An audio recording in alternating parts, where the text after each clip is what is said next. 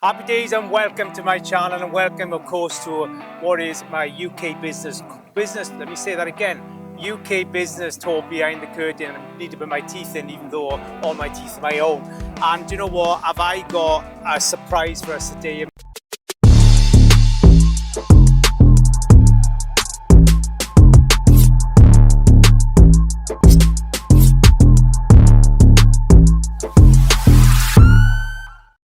What a beautiful little box of quality street is what I'd like to say. I mean, this is such a find. This lady here, I mean, it was great. I'm on a campsite, and right on the edge of the campsite we got LJ Pantry. I mean, first of all, let me introduce you, Laura Jane Higgins. I've done the full name, even though it was something that you weren't keen on, but we have LJ Pantry. And Laura, hello. I mean, hello and Hello. welcome. And do you know what? Your pasties are award-winning pasties. They are, yes. Now, listen, I had one this week, and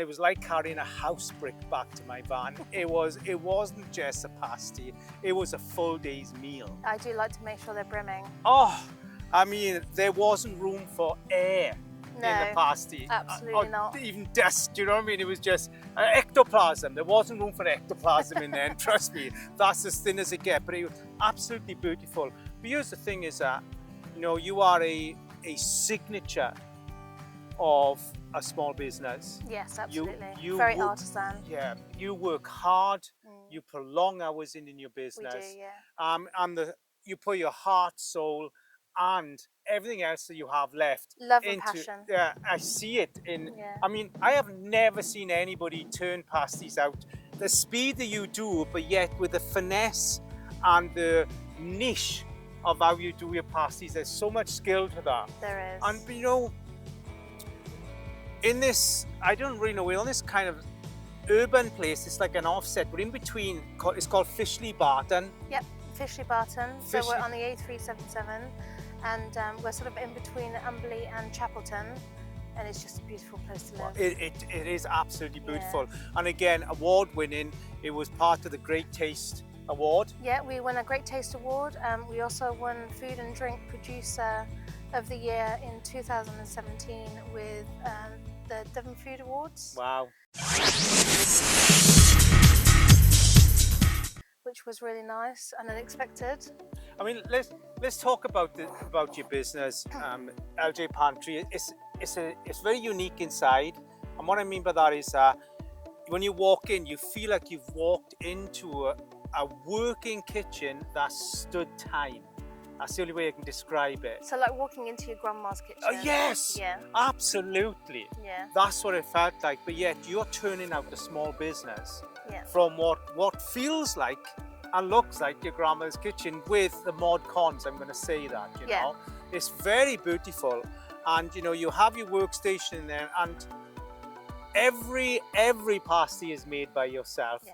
Combined with, of course, the support of your hubby Barney. Yes. Let's get Barney in there, do you know what I mean? Because he's not just a shadow. He does the back work. I was going to say he's not just a shadow, but he is someone that certainly is there. Because every good entrepreneur has got a support system. I have my wife; she's amazing. You know.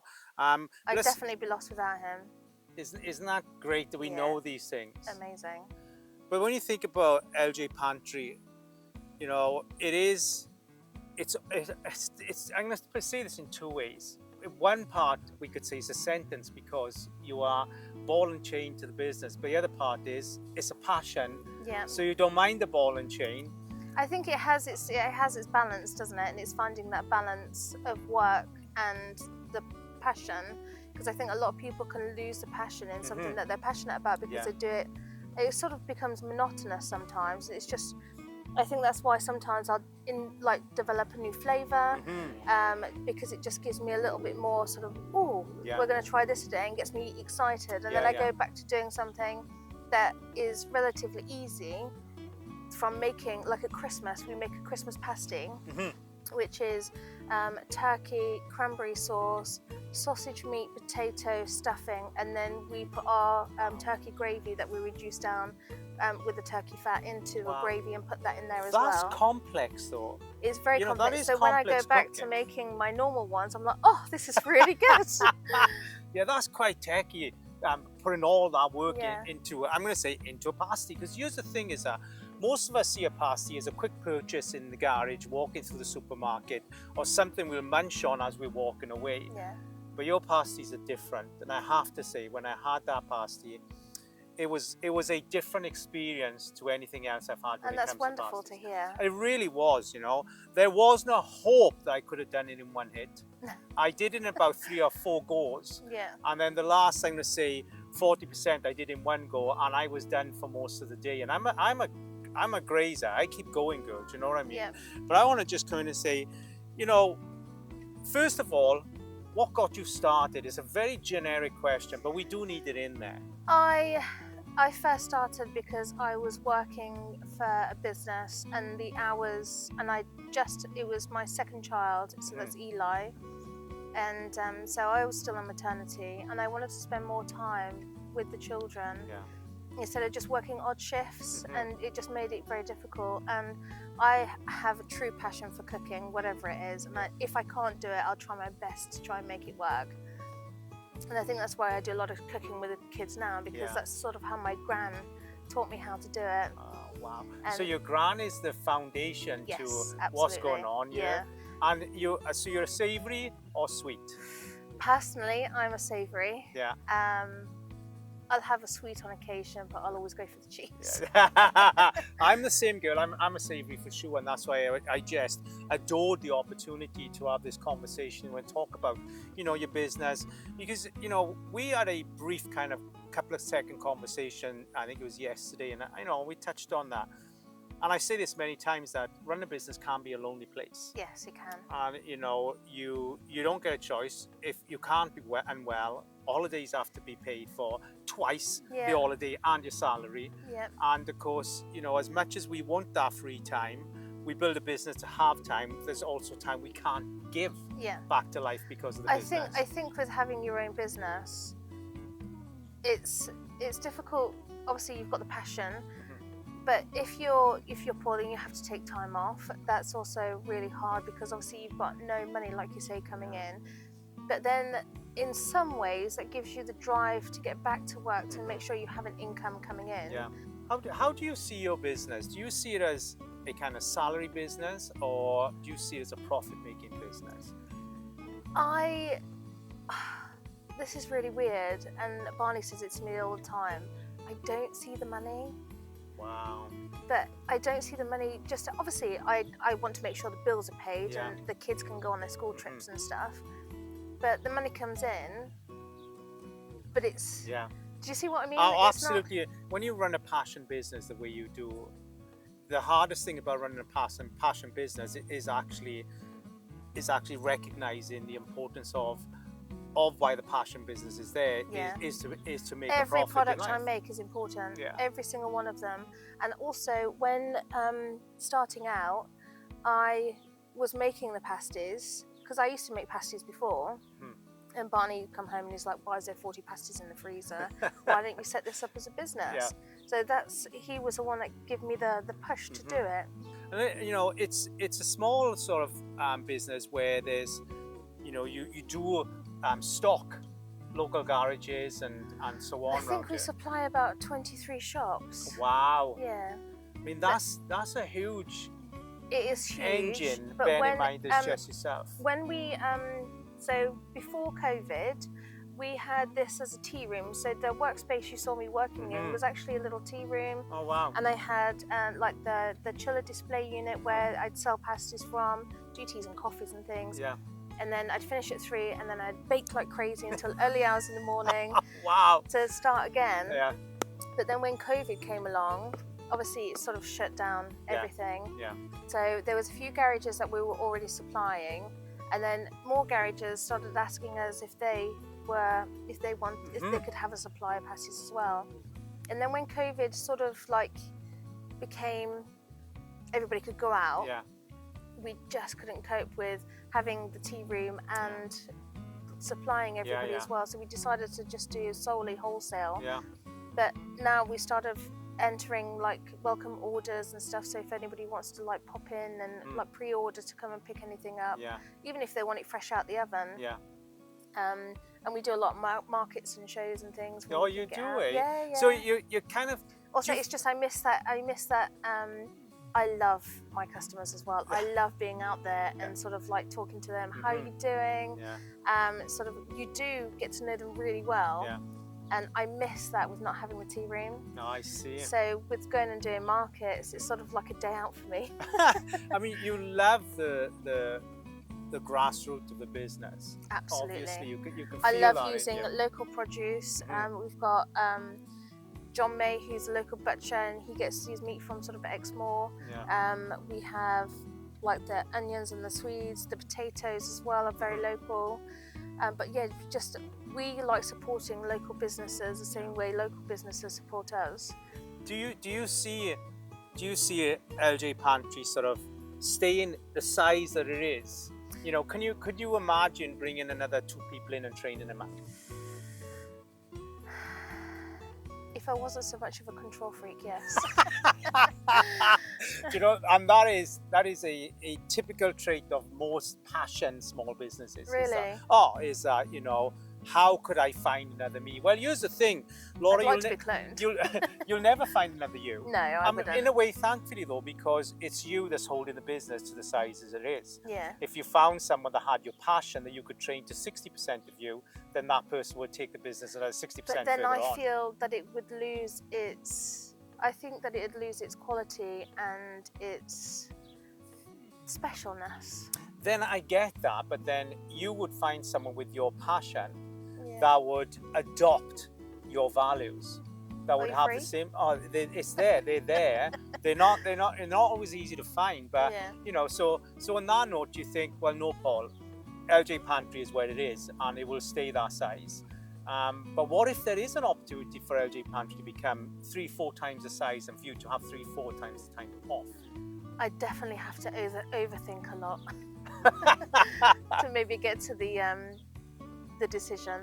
I mean, perfectionism is rife in a small business. In many entrepreneurs suffer with perfectionism. Yeah, it's let it go. It's hard. It's hard to let it go because you know you want every single, as I say, pasty to be unique in its own way and have its own personality. Because that's the thing, you know. Have you ever heard of a pasty that has a personality? Come here, because it does, because you put that energy into your work. You really do. Never one is the same. Do you find though that, and I'm going to put this in, do you find, you know, this is exhausting? I'm going to be honest and say yes. And I make sure, because when we first started, I'd work 7 days a week. Oh wow! Like all the time. We would only take about 2 weeks off at Christmas. So now I make sure that every year we take off 3 weeks, especially with the children, because that time is very precious. But some days I can start at 9 o'clock after I've dropped the children off at school, and I can work right the way through until 3:30 the next morning. Oh wow! Just to sort of I mean, is that a? I know it's a passion business. I'm going to say something here you might think, well, hang on, Paula. You know, is that a healthy business, though? Do you think? Them kind of hours. The hours aren't healthy, but I think that I just have the drive to make sure that everything is done, so I can balance the work life with the family life and the family time. So you'll stock up time almost. Yes, then. That's where we are now. Then, because I wasn't following, and I do apologise. No, basically, what you say is, Paul, what I do is I get timing credit. Yes. So then I can. Yeah. And that is a really good strategic way of running things, you know. It is. It really is. So tell me the part that Barney plays in the background. Barney, husband, by the way. he comes in every morning and he makes sure that the vegetables are prepped. Everything's cleaned down, ready to go. He, on the days afterwards, so he'll keep on top of the ovens, he'll make pastry. He'll basically be the person behind me, picking me up and like moving me forward.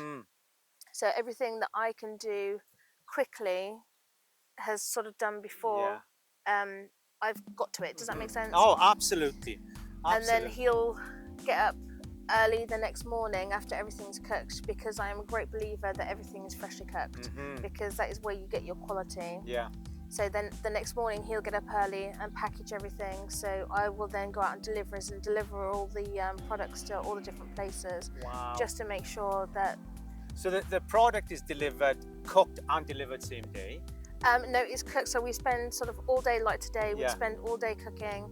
And then this morning we made pies, which have been taken out this afternoon. Wow. So he's gone and done that while I can then continue working. Wow, so you're cooking for the next day, delivery next day? Delivery next day, always. And on average, how many pasties are you cooking a day here? It really depends. So what's the average of the most even?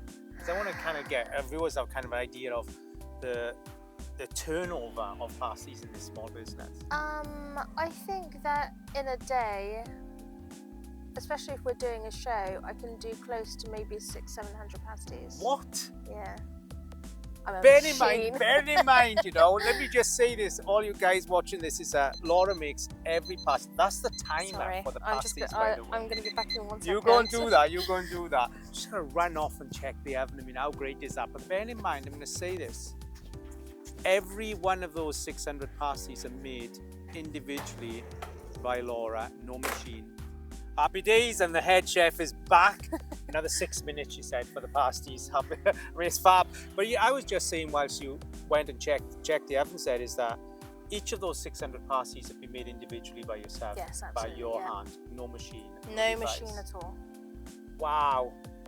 That's, I mean, I would, for myself, I'm trying to imagine that. For me, that's pretty exhausting.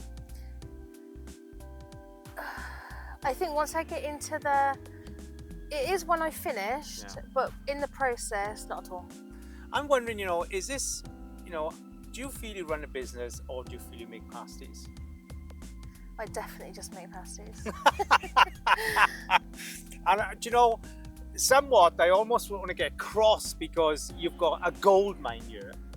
You've got a gold mine of a business. You can turn out 600 pasties on a good day just yourself. If we had 3 of you, then that would be close to perhaps 1,500 pasties turned out in a day with the same quality, because they would follow you by the letter. Yeah. You'd have someone in a van delivering this all over this side of the country. But for you, it's about making pasties. It's just about making pasties. Yeah. And I love that you've managed to stay there, because I do see you as a really, really unique entrepreneur. I see that in you. But then also within you, there's the tradition of, well, my grandmother made pasties because she liked to feed us. I make pasties, Laura makes pasties because I like to feed people. Yeah, I am a real feeder. Yeah, and you know, and there's nothing wrong with running a business where you enjoy being in there that many hours a day, because it brings that feel-good factor. It brings those you know, nostalgic memories that you have from being with your grandmother in those days, and you're kind of reliving it every day in your kitchen. You are. So it is. It's like a nostalgic lifestyle business rather than a money-making business. Oh yeah, absolutely. But yet it could make a ton of money if it was just strategized correctly. I'm going to put that in there because, you know, I just want to go with that seat thinking it could, but then that would mean Laura would have to have other people. Well, here's the thing: you have the room to have another 2 people making pasties with you. You have a hubby that can go out in a van and say, do you know what, find us another 30 customers. And then you look at the markup and think, Amber, we're actually worth more than this. I do see that, and it would be possible, but because I don't know, I don't think that I'm closed about it, but because I just like it to be perfect. Do you fear the business growing? Is it a kind of almost, I don't know, anxiety thing of, if this grows, that means one, there's people that I've got to pay, I've got to train, and they've got to sustain everything that I do emotionally in this business? I think when I had Eli and he was still quite young, I still had that sort of like, let's make this like a huge company, etc. But the more that I was working and the more I was spending less time with the children, it became about loving what I do and spending time with the kids, because I have 3 children now, and I think Jasper's just turned 5. Okay. So I think that sort of quality time with them, because obviously they're going to grow up one day and then they might come into the business, they might not, but I'm never going to get that time back. And if I get to a point where the children are older and they either want to come in with the business or I feel I've got more free time to do it, then maybe I would be open to the concept of maybe growing the business a little bit more or bigger. But I think if that quality time is more important to me than growing a big company. So. But then would we say that if the company was grown in its correct way, you would be growing yourself out of the company, not into it, and that you would have people that would then grow the company for you? I would definitely always be in it. But yeah, absolutely. But you would be in it in a different way. Yeah. Oh, I see what you mean. So I would be more overseeing than in. Yeah. And making sure that people followed and carried your values, your qualities. Values. So there is room there, and you can see that in your head. But it is. I mean, listen. There is a divorce process that comes with growing a business, and that is taking yourself out of the shackles and then having the reins. It's letting go, isn't it? Oh, it absolutely is. And I feel that the strength of who you are, you would never lose the quality in what you make. It's not possible. No, I don't think it is either. it is not. And this has been really beautiful, because having the opportunity to meet someone that is totally from head to foot in everything within the business and does all the hours within the business, and then you're such a non-complainer. You haven't said, well, Paul, do you know what? I am sick to the death of it. Not at all. No. I don't think I ever could be. I mean, how much are your pasties in the garage? If I went to the garage, how much am I paying for a pasty? I think about £3.85, £4. That's all. Yeah. Listen, this pasty I had, I'm saying again, it was like a house brick. There we go. I'm really sorry. We gotta go, man. I'm gonna wait for you to come back this time. Sorry. So you said, was it £3.85? Yes. Listen, your pasties are £5 all day long, at the least. £5 all day long. Your pasties are niched. They really are. Would I pay a £5 for your pasty? You bet your life I would. No worries. We often price ourselves in a comparison with the market, so you're not in there. But it's really difficult to price yourself anyway, because it's knowing what you're worth. Now, what you're worth or your product's worth. There's 2 different worths we're talking about here. It's the one and the same for me. Well, no, not at all. Because if I priced my product, I design business. Someone goes on my website and they'll pay £10,000 to work for me for 6 months. Okay. It took me 50 years to get to that, because I had to divorce my childhood money. I had to divorce what a £5 was for me when I was a 5-year-old, 6-year-old, 7-year-old. You see, more often than not, people will run their business as they did their pocket money as a child. Okay. Some people will save their pocket money. Some people will save and then buy a present for mom and dad. Some people will just have it and spend it straight away. And you will see that theme is running through their business. Because you have to work on yourself to get money alignment. Yeah. It's not easy. I was brought up, family of 6, council site, and there wasn't a lot of money. My mother and father worked 7 days a week. My first go around in business, I took myself into burnout and bankruptcy because of my mother and father, how I was brought up, the type of money I was brought up in. So effectively what happens is we then price our product based on our childhood. Yeah. So here's the thing is that your product is £5 at least all day long, every day. You're not buying a pasty, you're buying a meal. I also come from a council place in Burnley, actually, so I'm not native to Devon. So I, like I said to you earlier, didn't actually know how to crimp, and I've just recently learnt how to crimp.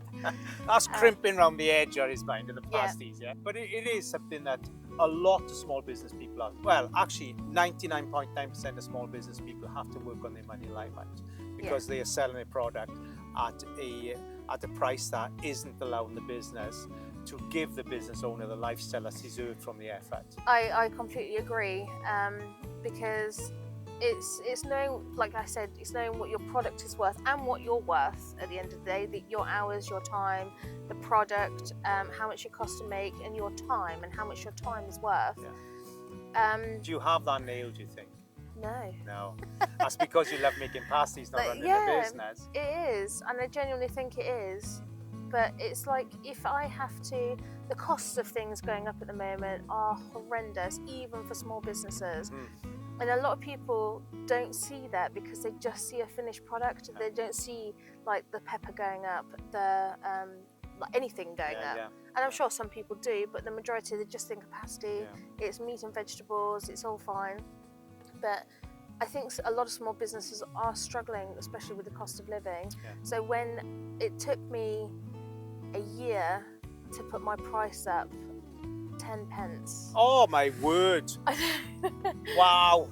Because I just didn't want to do it to people, because I just want them to enjoy what I'm making. But you're doing it to yourself, not to the people. No, I know, but then I did do it, and then obviously as long as the bills are paid, everyone's happy, I'm happy, and I think that's how I run the business. And there it is, and there's nothing wrong with that. No, you know, absolutely not. Let's be clear here. I've pushed back because I see there's more value in what you do and what it is you. Absolutely, but also that's none of my business. But I wouldn't feel happy leaving this conversation if I didn't put those seeds in there. Do you know what I mean? Thank you very much. Because it is an amazing product you have. You know, LJ Pantry, award-winning pasties. And that's where we are. And trust me, when you think of a pasty, think 100 times more than you are somewhere as to what this lovely Laura is baking you every day by hand.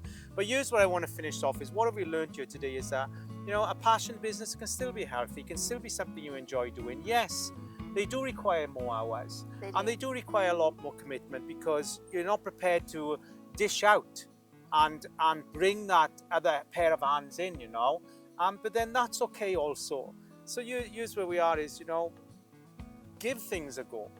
You know, you give this a go, and how many years have you been doing this now? I have been going for 10 years on the 1st of April this year. Wow, a whole decade. Yeah. Making sometimes up to 600 pasties a day. I started off incredibly small. I started off with like a little farm shop, and then all the products that were in the farm shop, I was using those to make the pasties, so there was no wastage, because I'm not a wastage person. And then obviously we developed it then into the tea room, and then obviously now gone into wholesale.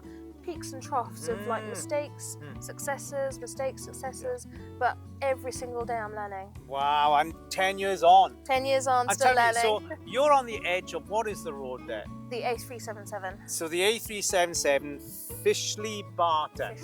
Fishley Barton. You will find LJ Pantry. You got to come up a little lane here, and you will find that you really want to come and grab one of these pasties. Trust me. Travel 100 miles, travel 200 miles, because you will not regret your taste buds coming here. It's been beautiful. Laura, thank you ever so much for taking the time out there, out to your beautiful kitchen, out to your grandmother's kitchen almost. It's been wonderful. I've really enjoyed it. So you know where we are. No, like, subscribe to the channel. And you know what? LJ Pantry, give it a visit. It's absolutely beautiful. These pasties are to die for sure. And of course, remember, we have got about 4 videos coming out every week whilst I'm on this UK business tour, behind the curtain, or behind the pantry, as they say. Who knows? But do keep up, do keep watching, do keep commenting. I love you all for being there, and I'm going to catch you on the next video, and bye for now. Bye. Thank you for listening.